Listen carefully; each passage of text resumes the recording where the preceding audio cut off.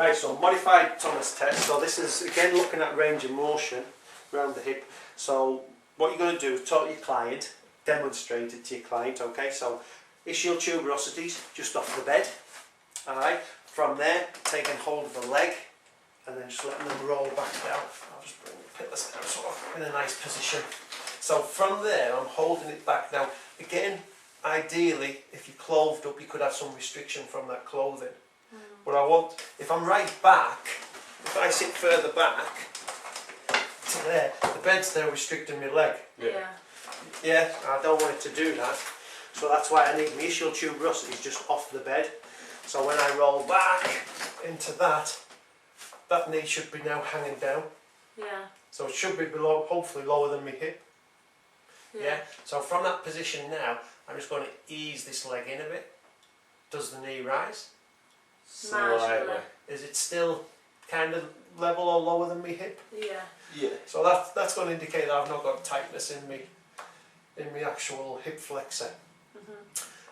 Watching the lower leg now, is that kind of hanging down, straight down? Yeah. Near enough? Yeah. Near enough. So what you need to then just look at then is, as I do that, whoops, not sliding off my knee, as I do that, does the lower leg come out like that? Not really. No, so that would indicate that my quads aren't tight neither. So that's what we'd be looking for. So that's what they call a modified Thomas test. So tightness of the hips, tightness of the quads at the same time. And then from there, roll it up. Happy enough? Okey-doke.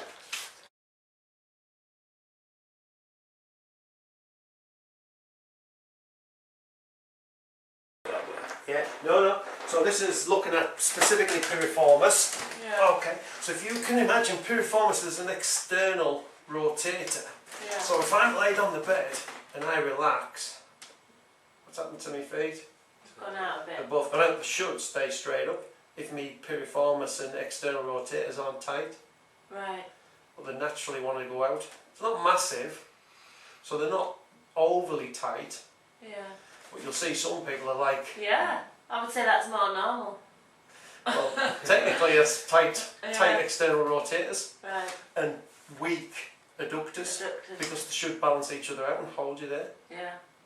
Okay, so that's one visual straight away that you see when you've got your client just laid that way.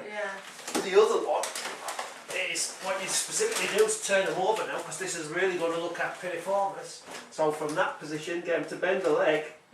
And then keeping the hips, knees in line, it should hang out to about 45 degrees. If you just say just relax. Right. Now again. Without any movement in your hip. So if I can just borrow one of yours onto the bed. Face down. Face down, yeah. Because the biggest problem you get with people is they could be tight in the not just one leg will do. They could be tight in the quads. So if I get them like that, it's naturally. So if I say relax, it wants to flop. So all I do is I just kind of do that to backwards and forwards, just to get it to go to its range, so I can kind of see. And there's about our range now. So we're looking at what, about 30 degrees. So there's a little bit of potential tightness. Now I know I've got it out. But you can just feel that there, because now I'm palpating it, which is the next part of the assessment. Okay, and that's what you're looking for. So by right, it should want to be somewhere there. Without any movement to the right side of a hip, that should. Yeah, that should all be natural, and that should be somewhere there. Okay, and that's looking at a piriformis tightness test. Looking at your feet now, alright, you can see a difference. Where one is, the other one's a lot further. So it's potential more tightness in that side. So that might be natural. And that one is the one that's tighter. I have all the trouble down this side. So this is not necessarily perfect, but this is maybe what your natural position is, but I wouldn't just take that. I'd still class that as still having a bit of tightness in it. But that one compared to this one is where all the tightness is. Because it's excessively tighter compared to this one. It's going out more. It's at a greater angle, yeah. Right. When you're naturally laid. Right. Okay. So if we spin you over, okay, and then what we're going to do is bring both legs up. Okay, I'm just going to bring both knees in a bit. That's it. And then what I want to do is just kind of let them go, so you can kind of see a little bit of range of motion. I'm just kind of have a little look. Yeah, got much greater range on this one. Yeah, definitely. Compared to this one, and this was the one that was showing the tighter on this side. Yeah, there's quite a difference in there. Yeah, so this one's a lot looser compared to this side. Flip her over, this was the one that was showing signs of being tightest, and that's a sign of it being tight now because it won't fall outwards because it's trying to lengthen the muscle out. Yeah. Okay, great example.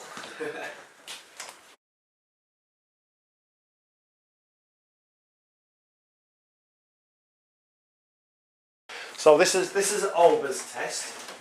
So what we're looking for is that bottom leg up, bent up a little bit to there. Okay, so ideally we've got hip over hip, shoulder over shoulder, etc. What we're going to do is take his leg and we're kind of cushion it around the knee and just trap it with my elbow. And what I'm looking to do is keep him square and just bring this leg back a little bit to that sort of position and keep it level. So the knee's behind the hip? It's just, well, it's kind of all in line. Right. Okay, and then from there what I should be able to do is just let it drop, and you see it's one to pull in. If I kind of let it go, you just relax, Adi. Yeah. Keep it, let everything go, just let me take all the load. As I start to let it drop, it's wanting to roll. Yeah. It should come straight down like that. You can feel the tightness across there. A little bit, mate, yeah. So it should want to go straight down like that. But what it's wanting to do at the moment, as I keep him there, as I do that, it's wanting to pull forward. Yeah. Yeah, so there's a definite tightness of his ITB. Yeah. There. There'll be a little bit of tightness again where he's in his glutes and that. Yeah. And it's just wanting to make everything rock in. And that's how ITB and Tensor Facia Lata, or potentially a bit of tightness in it. There you go. And that's an Ober's test. Right. Because is glute median min back here. Back there, so from the top of so the... they're going to pull, but it's going to want to make it go like here, that. aren't they? Yeah. But so if they're tight, why are they letting it because go forward and down? As it's going to still shorten that distance by taking it that way a bit. Because what they really want to do is pull up, but because we can't, because we let making it go down and Tensor Facia Lata's tight, got no option but to roll it in. Right. I know it sounds a bit contradictory, but it causes it to roll in. Right.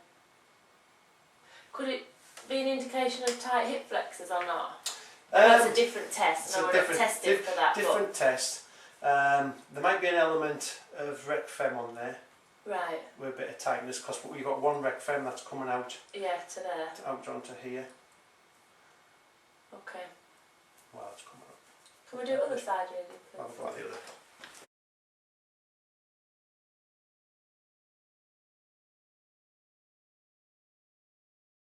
Stretch more. Yeah. So hamstrings tested. Okay, so leg flat down.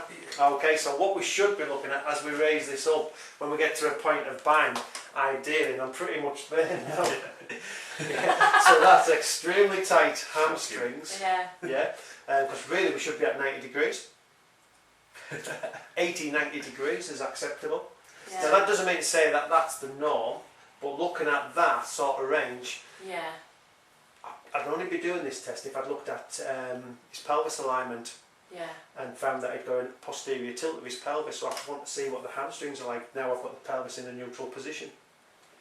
And I'd be saying that, you know, if it was posterior, definite issue with the hamstrings, but this could be Hades, no. Yeah. What about if you've got an anterior tilt and your hamstrings are just really taut? Right, so that's going to, kind of, as soon as we do this, it's going to put you back into a neutral position. So we should still get a good range then. Right. So what we're going to look at now is trying to isolate which muscles are tight in his hamstrings, causing the problems. So once we've come up to our position of bind, yeah, where it comes on, If I internally rotate, and that's come straight on. I can feel that. Straight away. Yeah, so that's bicep femoris with isolate. So if I internally rotate and go across to the side, bicep femoris. If I externally rotate and come outwards, It's fine. fine. So we know when we're talking about his hamstrings being tight, it's bicep femoris, that's the problem. Oh, that's really good. Right. Yeah, so we concentrate our stretching on bicep femoris. Oh, that's good. That's a differentiation between them.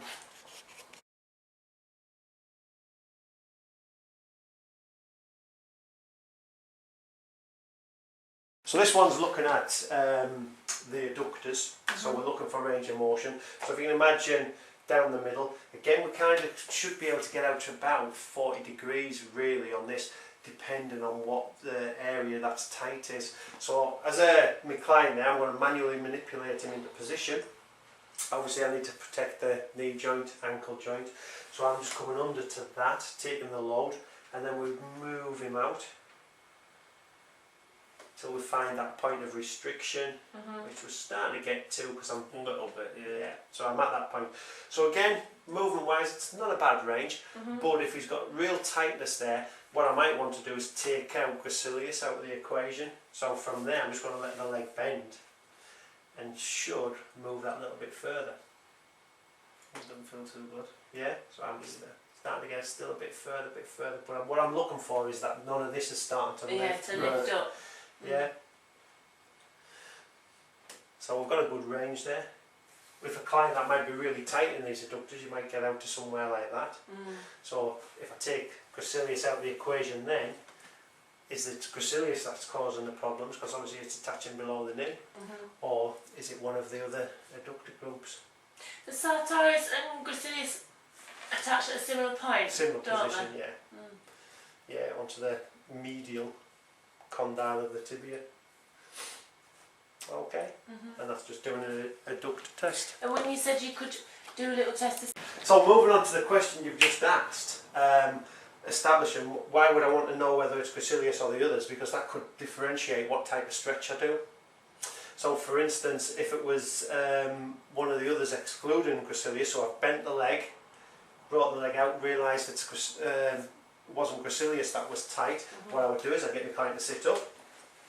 So nice straight back, big chest, and what I want you to do is bend the knee so you put both feet together, flat against each other, so turn them other way, let them flop out, that's it.